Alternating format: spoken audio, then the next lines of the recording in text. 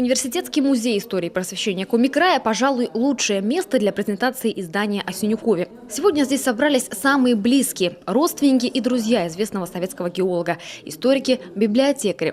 Василий Михайлович, уроженец Книжпогосского района, был известен далеко и за пределами республики. Всю жизнь посвятил геологии.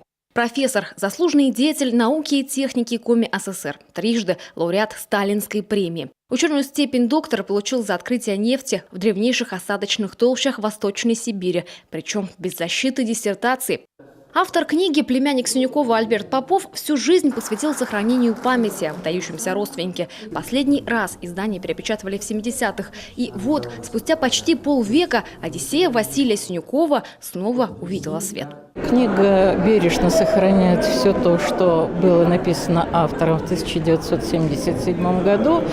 И что очень важно, она еще снабжена и дополнительными сведениями. Там и вводная очень развернутая статья, и заключительная статья, которые говорят и о том вкладе, который внес Василий Михайлович Синюков в развитие, в том числе и нашей республики, и об авторе Александре Попове. Инициатором переиздания стал московский филиал Коми-землячества. Обложку книги заменили на твердую, добавили десятки архивных фотографий. Их собирали из самых разных источников. А предисловие подготовил бывший министр природных ресурсов Коми Александр Боровинских. Обновленная «Одиссея» вышла тиражом в 300 экземпляров. Большую часть отправят в Национальную библиотеку республики, чтобы издание разошлось по всем книгохранилищам региона, в том числе и школьным.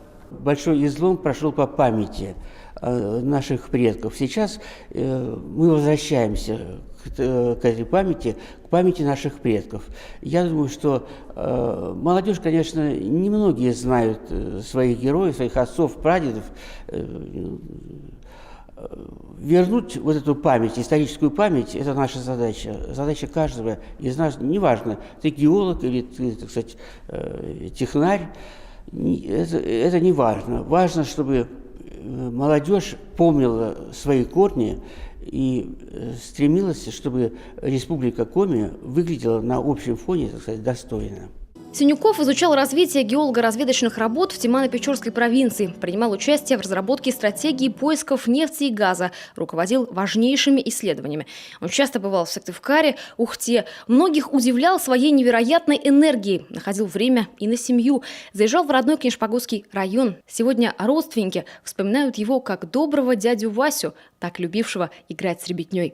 Особо мы, конечно, не унываем, что вот, может быть, он не все вовремя получил, все награды.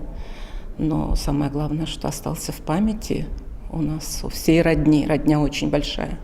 Конечно, он остался в памяти. Мы больше вспоминаем детские годы, как он нам приезжал в деревню на престольный праздник в деревню Кони на Петров день.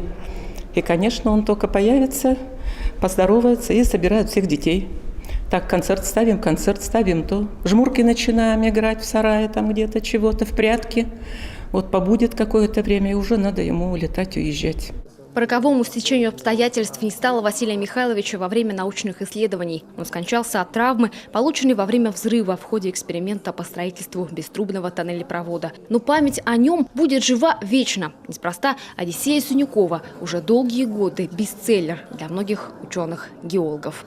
Любовь Филиппова, Александра Головина, Олег Костромин, телеканал Юрган, Сыктывкар.